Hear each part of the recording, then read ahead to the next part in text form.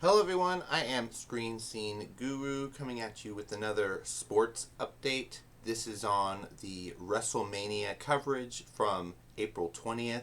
I got to check this out via the Raw episode on Netflix from April 28th, so I'll be covering a bit of both. It has been a few weeks since I've covered any of the WWE Raw sports entertainment. So I want to give a big shout out for all those that have been following my coverage all year long. But this is another video. So jumping right into it, we got, of course, our WrestleMania results.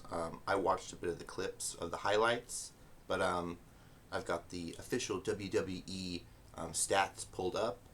So let's go into those. Starting off, of course, we were really anticipating this triple threat for both the women's and the men's team. For the women's, we had the champion Iko Sky going up against Rhea Ripley and Bianca Belair. So we were really excited about that fight happening in Las Vegas. There was a bit of controversy about getting seats sold for this WrestleMania. A lot of the podium seemed to be tarped up with advertisements, and not a lot of people were in the actual crowd from what it looked like. But it was really cool to see Iko Sky keep her title as women's champion. She beat both Rhea Ripley and Bianca Belair in the same match, so it was awesome to see. Going on from our women's match, we got to see the brooding team of Drew McIntyre going up against Damian Priest in a Sin City street fight, which I thought was very interesting to see. We lost Drew McIntyre from Raw this year. They kind of put him in the back burner with some of these other shows like SmackDown, Evolve, and others. But really cool to see him win one of the matches at WrestleMania because I really like him. I like his arc. He could be a really good movie star like The Rock and John Cena someday. So he took on Damian Priest, who took on Finn Balor earlier this year and just wrecked him in the stadium at another street fight. So cool to see two big guys going at it, and our guy, Drew McIntyre, was on top. I like him, even though he has been kind of pulling a heel story recently. It was cool to see the advertisements they had out there for it. A lot of hype going up for Dominic Mysterio and Braun Breaker went up against Penta in the ring for the men's triple threat match, which was interesting to see. You know, Dominic Mysterio coming in to take out Penta after Penta had already taken out Braun Breaker, and ended up walking away with the men's gold championship. So it was very interesting to see. Judgment Day is trying some new stuff, you know, like they always have been, but now they're really winning some matches. So they're going to be some intimidating competitors going forward. So a lot of people are hyped about Dirty Dom Mysterio celebrates his unforgettable Intercontinental win at WrestleMania 41 this year. And then, of course, we got to see Randy Orton go up against Joe Hendry. That was a pretty good fight because they've been using a lot of Randy Orton recently. He was even in Raw going up against John Cena, where he was talking to the fans about his negative experiences. So very interesting. John Orton's coming back. We got to see the Logan Paul versus AJ Styles, where unfortunately Logan Paul came out, I believe, holding a drone. A very big advertisement stunt, very smart stunt for his marketing campaign, I think, because he wants to also be in TV and film, doing a reality television show for, I believe, Max. So very interesting stuff. Of course, he won that match against AJ Styles, and AJ Styles has said, you know, he's a really good fighter. So he's been giving him props for training with professionals in the fields. So that was cool to see. And then the Women's International Championship, we got Lyra Valkyrie and Becky Lynch defeated Liv Morgan and Rachel Rodriguez and kept their titles. so that was cool. But then, of course, Becky Lynch turned on Lyra Valkyrie for them unfortunately not getting her revenge. And a lot of people were like, why did she turn on her? A lot of speculation on what that is going on. More drama happening. So moving on, we've got John Cena up against Cody Rhodes. This is probably the best fight of WrestleMania. And of course, it was Cena all the way with his 17th championship. He's been kind of hyping it up all year that he was going to be the one to take home the medal. And he did. And they just released Peacemaker Season 2, which I really liked, guys. Definitely check that out. I might put a link to it in the description in the video. So he's doing killing, acting, and performing in these stunts. Even though he's older, part of the Attitude Era, he's coming back to challenge the young competition and basically stunt anyone from getting recognized. So I thought that was kind of funny. As he says it himself, he's ruining wrestling. So whatever you guys think about that. At a critical juncture, Cody Rhodes stopped John Cena from performing at 5 Knuckle Stuffed and Nail Cody Cutter. So it talks about their beef. But of course,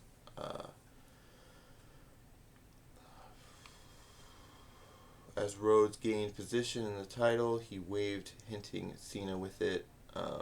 Cena leaves Las Vegas as undisputed WWE champion in his final WrestleMania. So, and he wore it on his back. So he said, people could look at his ass and it's golden. So that was cool to see. And then moving into April 28th, Raw on Netflix. I'm catching up from a few weeks ago, guys. Bear with me here. But going into those matches, I just want to talk about the style real quick of what we had going on. Before April 28th, we had, I think it was like April 17th or something like that, or 18th. Or no, this was right after Mania. So yeah, this is catching up after Mania. We saw Sami Zayn confronted Seth Rollins, Braun Breaker, and Paul Heyman. Rollins offered to move Zayn off Monday Night Raw, and Zayn wouldn't become a target. So very interesting going on here. We see, basically Paul Heyman made a deal with Seth frickin' Rollins and Braun Breaker, a bit of the young and the old, to control where the industry is going. They took away, kind of the title of the tribal chief. Even though Roman Reigns, I think, is going to come back with CM Punk, of course. They're going to, have their revenge, if you will. But going into some of the ladies' matches, we saw Rhea Ripley go up against Roxanne Perez. And it was technically a disqualification, so we didn't get a full-on, a declared winner out of that. But she has been going up against the best of NXT and Evolve. Real quick, I want to see if I can pull up the one right before April 28th. Let me look up what their Raw was for. I think it was the 17th, the 18th, 14th. Okay, so I'm getting close to it. Okay, 14th. It said the final Raw before WrestleMania. So let me go on to the next. Let's see.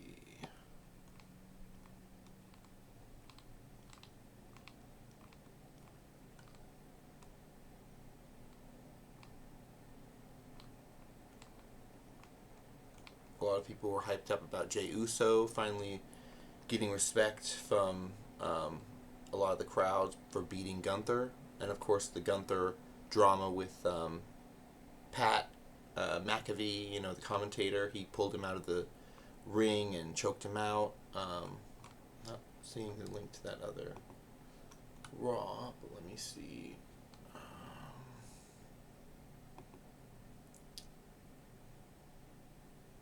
21st, I think it was. Me too. Results.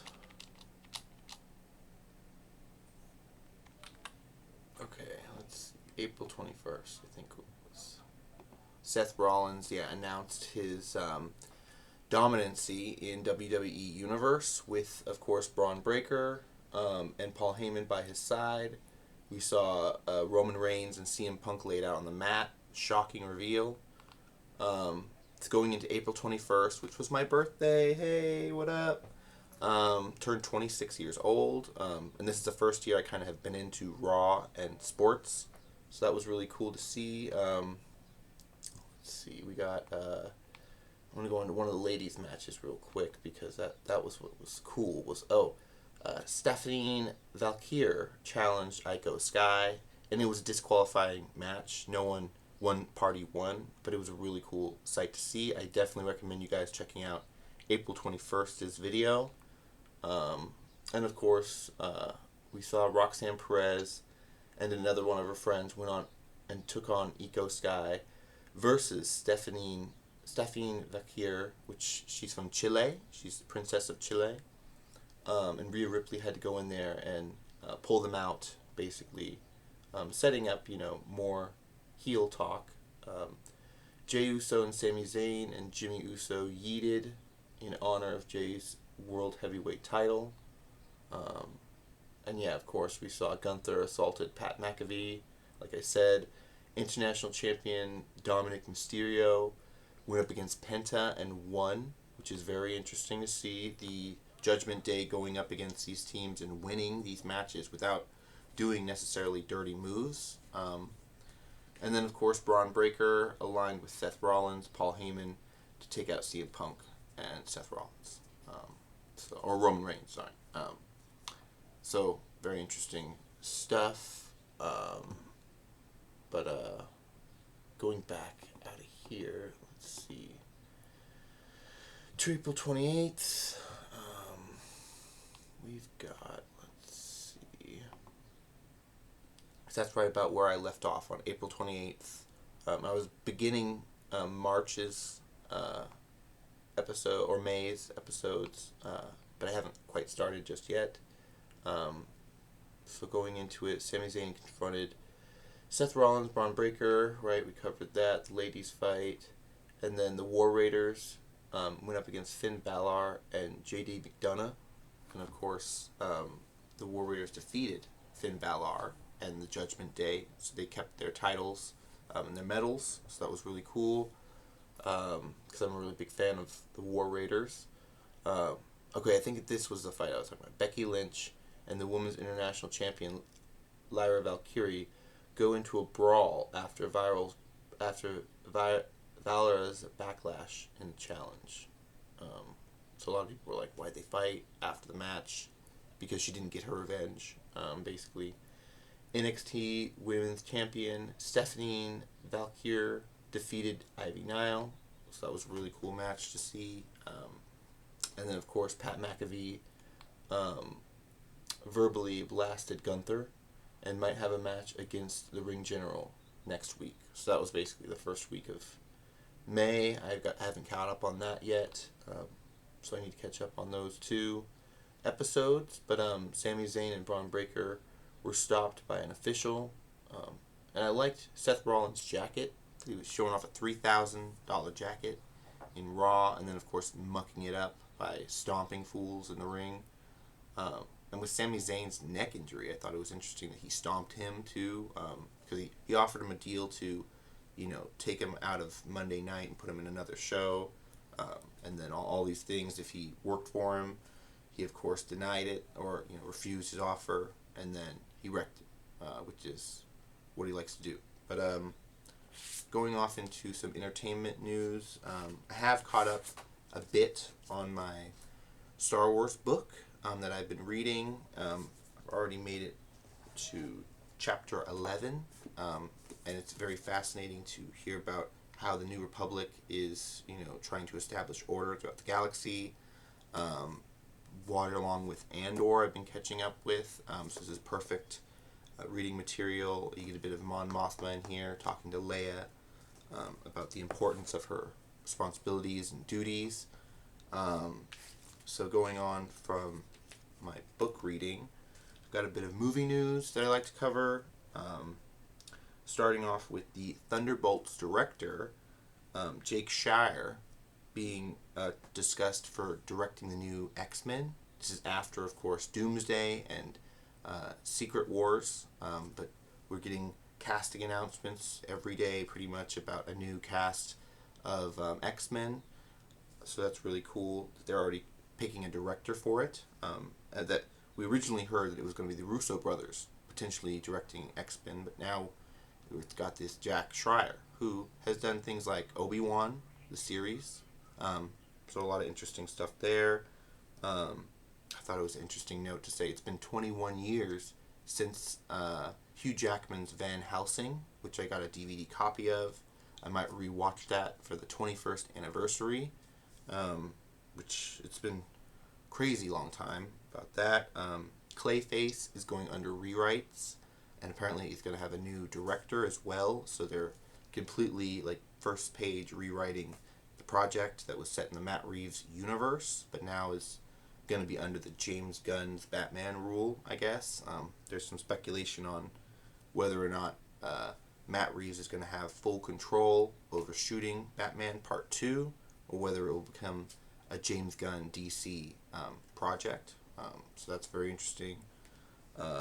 Shrek 5 announcements, guys. We heard about the script details and about how this story is going to be predominantly about Shrek building a relationship with his daughter, which is going to be played by Zendaya now, and how she's going to be practicing magic, and how Shrek and Donkey's character are going to be transported to our world, the real world, and how they get back to their merry land. So that's the Never Never Land, or whatever it's called. I need to look it up.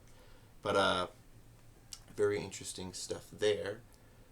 But going on to a bit more news, we've got Pioneer is ditching physical media player sales, which is very interesting because Pioneer, for the better part of 30 years, has paid homage to the best Panasonic disc players we've had, and really great quality televisions we've had. Slightly over the years, they've been making less and less, until finally they've announced that Pioneer and Panasonic are both, unfortunately, no longer selling disc players.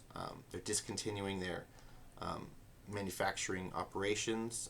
They're going back to, making navigation systems for cars, which is, that's still a nice thing to have, but it's very interesting to see. They believe that physical media is going the way of the dodo. Obsolete, extinct, because of the rate at which streaming is going. You can pretty much find anything you want. Even though there are classic older titles that they're still getting around to remastering, that people are avid to collect and try to preserve, if you will. So I thought this was very interesting to hear this new story about Pioneer, which their disc players were in the hundreds of dollars range. They were kind of priced out anyway, unless you make a lot of money.